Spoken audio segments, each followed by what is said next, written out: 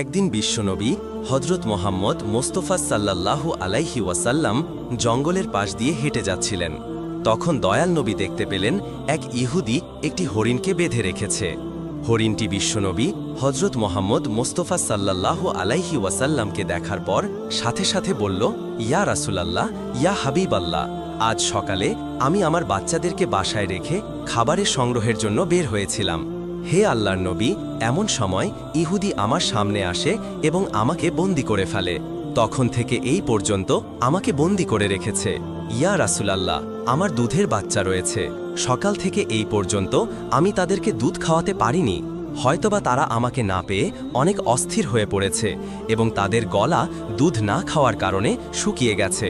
হে আল্লাহর নবী, ওগো আল্লাহর হাবিব, আমি শেষবারের মতো আমার বাচ্চাদের সাথে একবার সাক্ষাৎ করতে চাই।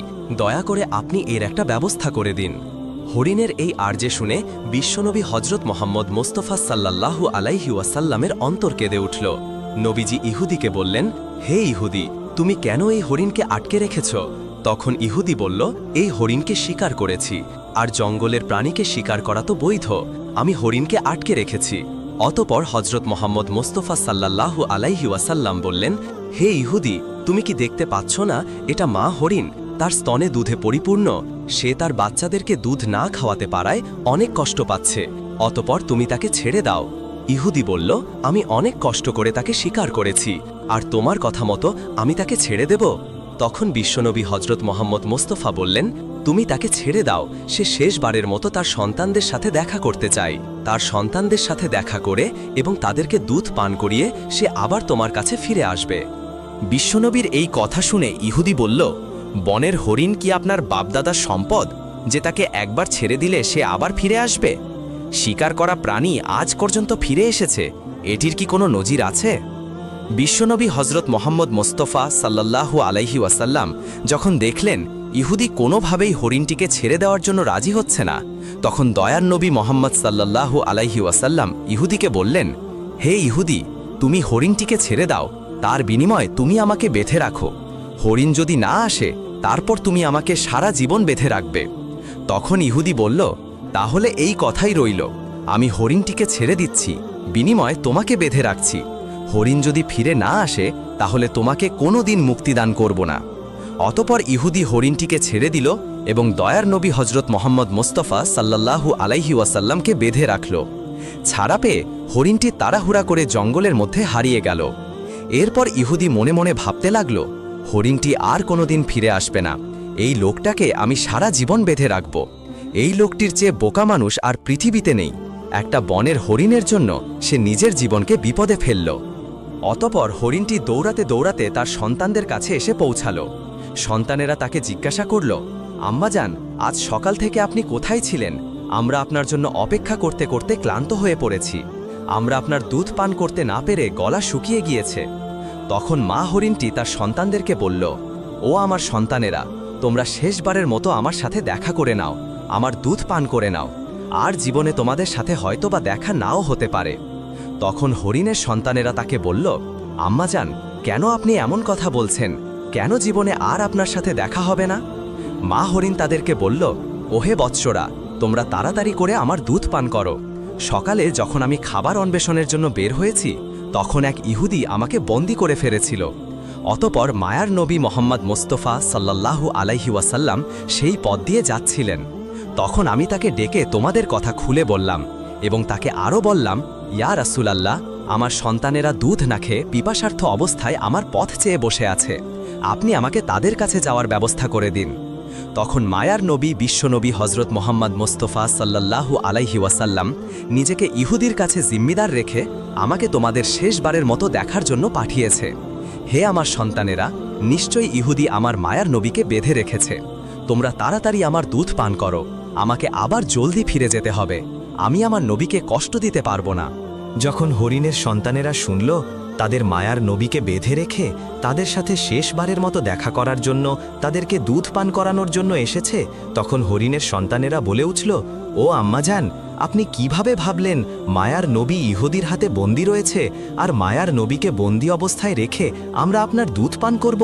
চলুন আমরাও আপনার সাথে যাব। দয়ার নবী মোহাম্মদ সাল্লাল্লাহু আলাইহি ওয়াসাল্লামের কষ্ট আমরা সহ্য করতে পারবো না।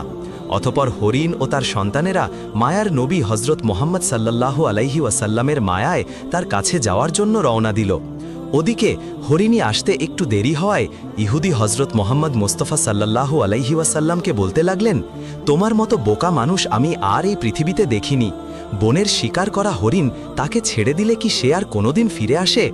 একটা সামান্য বনের হরিণের জন্য তুমি নিজেকে আমার কাছে বন্ধক রেখেছ। কেয়ামত পর্যন্ত এই হরিণ আর ফিরে আসবে না, আর কেয়ামত পর্যন্ত তুমি আমার কাছ থেকে ছাড়া পাবে না। তখন বিশ্বনবী হজরত মোহাম্মদ মোস্তফা সাল্লাল্লাহু আলাইহি ওয়াসাল্লাম ইহুদির এই কথা শুনে বললেন, ওহে ইহুদি, তুমি একটু ধৈর্য ধারণ করো, হরিণ অবশ্যই আমার মায়ায় তোমার কাছে ফিরে আসবে। হজরত মোহাম্মদ মোস্তফা সাল্লাল্লাহু আলাইহি ওয়াসাল্লামের কথা শুনে ইহুদি বলল, হে মোহাম্মদ, তোমার এই অলিক কল্পনা ছেড়ে দাও। আমি দৃঢ় বিশ্বাসের সাথে বলছি, কেয়ামতের আগ পর্যন্ত হরিণ আর ফিরে আসবে না। এইভাবে কিছুটা সময় কেটে গেল। ইহুদি মনে মনে ভাবতে লাগল, মোহাম্মদকে আটকে রেখে তার সম্প্রদায়ের কাছ থেকে অনেক বড় একটি অর্থ আদায় করতে পারবে। বনের হরিণ কি কারো মায়ায় খিলে আসে? এই লোকটা পাগল ছাড়ে আর কিছু না।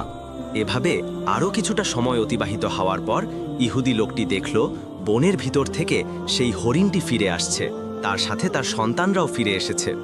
এই দৃশ্য দেখে ইহুদি অত্যন্ত অবাক হয়ে গেল। তখন বিশ্বনবী হজরত মোহাম্মদ মোস্তফা সাল্লাল্লাহু আলাইহি ওয়াসাল্লাম হরিণকে জিজ্ঞেস করলেন, ওহে হরিণ, তোমার সন্তানদেরকে কেন নিয়ে আসছো? কথা তো ছিল তুমি একাই ফিরে আসবে। তখন হরিণ বলল, ইয়া রাসূলুল্লাহ, আমি যখন আমার সন্তানদের কাছে ফিরে গিয়ে বললাম মায়ার নবী হজরত মোহাম্মদ মোস্তফা সাল্লাল্লাহু আলাইহি ওয়াসাল্লামকে বেঁধে রেখে তাকে জিম্মিদার রেখে আমাকে তোমাদের কাছে জীবনের শেষবারের মতো দেখা করার জন্য পাঠিয়েছে এবং জীবনের শেষবারের মতো দুগ্ধ পান করার জন্য পাঠিয়েছে, তখন তার সন্তানেরা বলল, ওহে আম্মাজান, আপনি কিভাবে ভাবলেন মায়ার নবী হজরত মোহাম্মদ সাল্লাল্লাহু আলাইহি ওয়াসাল্লামকে বেঁধে রেখে আমরা আপনার দুধ পান করব? ইয়া রাসূলুল্লাহ, তখন আমার সন্তানেরা আমার সাথে চলে এসেছে। হে আল্লাহর নবী, আপনার সাথে বেয়াদবি করার জন্য আপনি আমাদেরকে ক্ষমা করে দিন। এতক্ষণ পর্যন্ত আমরা আপনাকে কষ্ট দিয়েছি। অতপর ইহুদিকে লক্ষ্য করে বিশ্বনবী বলতে লাগলেন, ওহে ইহুদি, এই নাও তোমার শিকার করা হরিণ ফিরে এসেছে। শুধু সে ফিরে আসেনি, ফিরে এসেছে তার সকল সন্তানগুলিও। অতপর তুমি তাদেরকে তোমার কাজে ব্যবহার করতে পারো। আর তুমি একথা মনে রেখো, আমি সত্য নবী, আমি শুধু মানুষের নবী নই, বন জঙ্গল পশু পাখি এবং সমস্ত জাহানের নবী। অতপর কথাগুলো বলে দয়ার নবী মোহাম্মদ সাল্লাল্লাহু আলাইহি ওয়াসাল্লাম চলে যেতে লাগলেন। তখন ইহুদি দয়ার নবীকে পিছন থেকে ডাক দিয়ে বললেন, ইয়া রাসূলুল্লাহ, ইয়া হাবিবাল্লাহ, বনের হরিণ যার মায়ায় ফিরে আসে আমি বুঝতে পেরেছি তিনি আল্লাহর নবী ছাড়া আর কেউ নন। হে আল্লাহর রাসূল, আমাকে আপনি আপনার হাতে হাত রেখে কালেমা পড়ে মুসলমান করিয়ে দিন। আর এই হরিণের আমার কোনো দরকার নেই, আপনি আমাকে আপনার চরণ তলে রেখে আপনার গোলামি করার সুযোগ দিন। অতপর হজরত মোহাম্মদ মুস্তফা সাল্লাল্লাহু আলাইহি ওয়াসাল্লামের হাতে হাত রেখে সেই ইহুদি মুসলমান হয়ে গেল। সুবহানাল্লাহ। এমনিভাবে আরেক দিনের ঘটনা। একবার বিশ্বনবী সাহাবীদের সাথে এক মজলিসে উপস্থিত ছিলেন। এমন সময় সেখানে একটি গ্রাম্য বেদুইন ব্যক্তি উপস্থিত হলেন। তখন তার হাতে শিকার করা একটি গুই সাপ ছিল। সেই বেদুইন হজরত মোহাম্মদ সাল্লাল্লাহু আলাইহি ওয়াসাল্লামের দিকে ইশারা করে সাহাবায়ে কেরাম থেকে জিজ্ঞাসা করল, তিনি কে? সাহাবায়ে কেরাম উত্তর দিলেন, তিনি আল্লাহর রাসূল মোহাম্মদ সাল্লাল্লাহু আলাইহি ওয়াসাল্লাম। উনি হলেন জিন ও ইনসানের নবী, উনি হলেন তামাম বিশ্ব জাহানের নবী। অতপর সেই গ্রাম্য বেদুইন ব্যক্তিটি বলল, আমি আমার ঈশ্বরের কসম করে বলছি, আমি তাকে নবী বলে স্বীকার করি না। তবে আমার হাতে শিকার করার যে গুইসাপ রয়েছে, এই সাপটি যদি কথা বলে, তার নবুয়াতের ব্যাপারে স্বীকৃতি দান করে, তাহলে আমি তাকে নির্দ্বিধায় নবী বলে মেনে নেব। হে মোহাম্মদ, যতক্ষণ পর্যন্ত এই গুইসাপটি আপনার ওপর ঈমান না আনবে, ততক্ষণ পর্যন্ত আমিও আপনার ওপর ঈমান আনবে না। অতপর হজরত মোহাম্মদ মোস্তফা সাল্লাল্লাহু আলাইহি ওয়াসাল্লাম বললেন, হে বেদুইন, তুমি সত্যি করে বলো তো, এই গুইসাপটি যদি তোমার কথা মতোই আমার উপর ঈমান আনে, আমার নবুয়াতের ব্যাপারে স্বীকৃতি প্রদান করে, তাহলে কি তুমি আমার প্রতি ঈমান আনবে? তখন বেদুইন ব্যক্তি জবাব দিল, যদি সত্যি এটি হয়, তাহলে আমি নির্দ্বিধায় তোমাকে নবী বলে বিশ্বাস করব এবং তোমার প্রতি ঈমান আনব। আল্লাহর নবী হজরত মোহাম্মদ মোস্তফা সাল্লাল্লাহু আলাইহি ওয়াসাল্লাম বেদুইনকে বললেন, তুমি এই সাপটিকে ছেড়ে দাও। রাসূলে আকরাম সাল্লাল্লাহু আলাইহি ওয়াসাল্লামের আদেশ মতো সেই বেদুইন ব্যক্তিটি তার সাপটিকে ছেড়ে দিল এবং বিশ্বনবী ওই সাপটিকে ডাক দিয়ে বললেন, হে গুইসাপ। এই সাপকে ডাক দেওয়ার সঙ্গে সঙ্গে সেই সাপটি সকলের বোধগম্য বিশুদ্ধ আরবি ভাষায় জবাব দিল, লাব্বাইক ইয়া রাসূলাল্লাহ, আমি আপনার খেদমতে উপস্থিত এবং আমি আপনার অনুগত। এই সাপের কথাগুলো উপস্থিত সকলেই শুনলেন এবং বুঝতে পারলেন। এরপর রাসূলে পাক সাল্লাল্লাহু আলাইহি ওয়াসাল্লাম ওই গুইসাপকে জিজ্ঞাসা করলেন, হে গুইসাপ, তুমি কার ইবাদত করো? জবাবে গুইসাপ বলল, আমি ওই আল্লাহর ইবাদত করি যার আশ আকাশে, যার রাজত্ব দুনিয়াতে, যিনি সমুদ্রের ভিতরে পথ সৃষ্টি করেছেন, যিনি বেহেশত, দোজক, রহমত, আযাব সৃষ্টি করেছেন। আল্লাহর নবী হজরত মোহাম্মদ সাল্লাল্লাহু আলাইহি ওয়াসাল্লাম গুইসাপকে পুনরায় জিজ্ঞাসা করলেন, হে গুইসাপ, আমি কে? তখন গুইসাপ উত্তরে জবাব দিল, আপনি হলেন আখেরি রাসূল এবং আল্লাহর নবী। যে ব্যক্তি আপনার সত্যতা স্বীকার করবে সে সফলকাম হবে, আর যে ব্যক্তি আপনার মিথ্যা প্রতিপন্ন করবে সে ব্যর্থ হবে। অতঃপর হজরত মোহাম্মদ সাল্লাল্লাহু আলাইহি ওয়াসাল্লাম সেই গ্রাম্য বেদুইনের দিকে লক্ষ্য করে বললেন, হে বেদুইন, এখন কি তোমার মনে হয় আমি আল্লাহর রাসূল? তোমার এই ব্যাপারে কি কোনো সন্দেহ রয়েছে? বেদুইন ব্যক্তিটি বলল, ইয়া রাসূল আল্লাহ, ইয়া হাবিব আল্লাহ, যার নবুয়তের ব্যাপারে একটি গুইসাপও সাক্ষ্য দেয়, তার নবুয়তের ব্যাপারে অস্বীকার করার আমি কে? হে আল্লাহর হাবিব, আপনি আমাকে মুসলমান বানিয়ে দিন এবং আপনার চরণতলে খেদমত করার সুযোগ দান করুন। তখন সেই বেদুইন নবী করিম সাল্লাল্লাহু আলাইহি ওয়াসাল্লামের হাতে হাত রেখে কালেমা পড়ে মুসলমান হয়ে গেল। একবার আবু জাহেল, উতবা ইবনে রাবিয়া, সাইবা ইবনে রাবিয়া, ওয়ালিদ ইবনে মুগিরা, আস ইবনে ওয়াইল সহ কিছু কাফেররা রাসূলে আকরাম সাল্লাল্লাহু আলাইহি ওয়াসাল্লামের কাছে এসে বলল, হে মোহাম্মদ, ওই যে আকাশের চাঁদটা দেখা যাচ্ছে, তুমি যদি ওই চাঁদটাকে দ্বিখণ্ডিত করে দেখাতে পারো তাহলে আমরা তোমার উপর ঈমান আনব এবং ইসলাম ধর্ম গ্রহণ করব। তখন রাসূলে আকরাম সাল্লাল্লাহু আলাইহি ওয়াসাল্লাম তাদেরকে বললেন, আমি যদি সত্যি এই আকাশের চাঁদকে দ্বিখণ্ডিত করে দেখাতে পারি তাহলে কি তোমরা আমার উপর ঈমান আনবে এবং আল্লাহকে আল্লাহ বলে স্বীকার করবে? তখন তারা বলল, আগে চাঁদটিকে দ্বিখণ্ডিত করে দেখাও, সত্যিই আমরা তোমাকে কথা দিচ্ছি, যদি তুমি এই কাজ করে দেখাতে পারো তাহলে আমরা তোমার উপর নির্দ্বিধায় ঈমান আনব এবং তোমার আল্লাহকে আল্লাহ বলে স্বীকার করব আর তোমাকে নবী বলে স্বীকার করব। তখন রাসূলে আকরাম সাল্লাল্লাহু আলাইহি ওয়াসাল্লাম আল্লাহর দরবারে দোয়া করলেন, হে আল্লাহ, আপনি এই আকাশের চাঁদকে দ্বিখণ্ডিত করে দিন।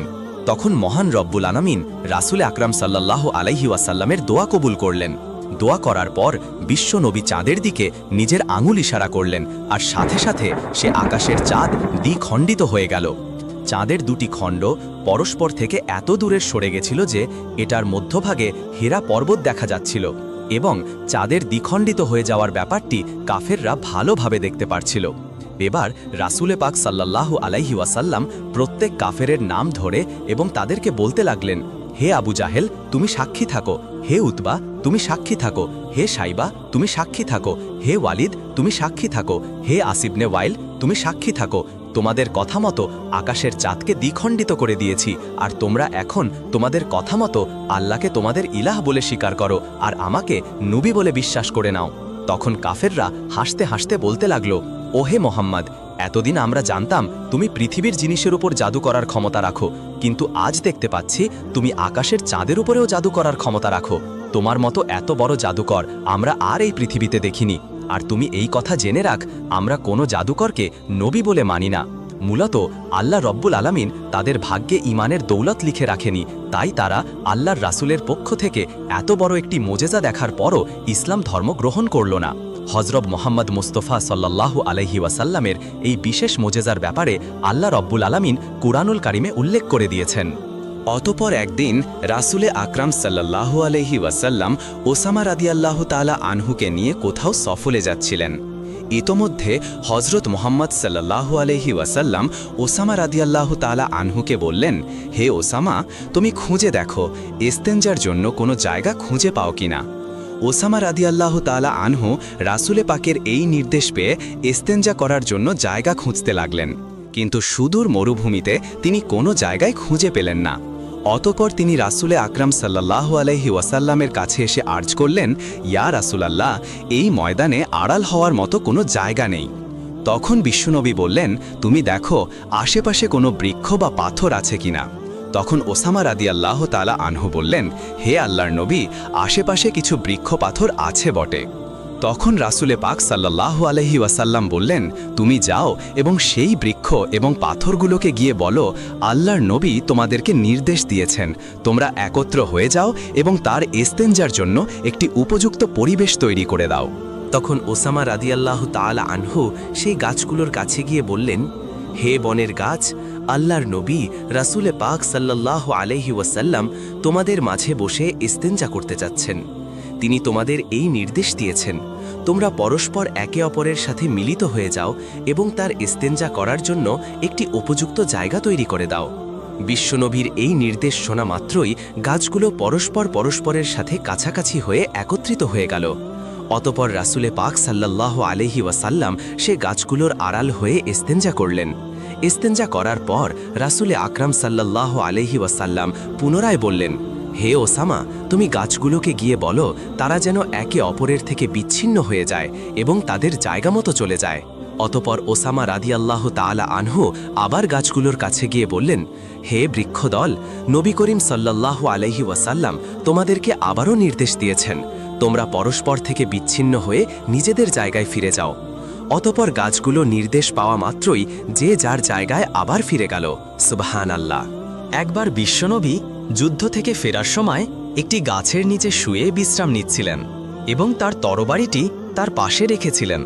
রাসূলে পাক সাল্লাল্লাহু আলাইহি ওয়াসাল্লাম যখন একটু তন্দ্রাচ্ছন্ন হলেন, এমন সময় তার একটি শত্রু এসে তার তরবারিটি হাতে উঠিয়ে নিল এবং তরবারিটির খোলস বের করে তরবারিটি আল্লাহর নবী রাসূল আকরাম সাল্লাল্লাহু আলাইহি ওয়াসাল্লামের দিকে তাক করে ধরল এবং আল্লাহর নবীর সেই শত্রু বলল, হে মোহাম্মদ, বলো এবার আমার হাত থেকে তোমাকে কে রক্ষা করবে?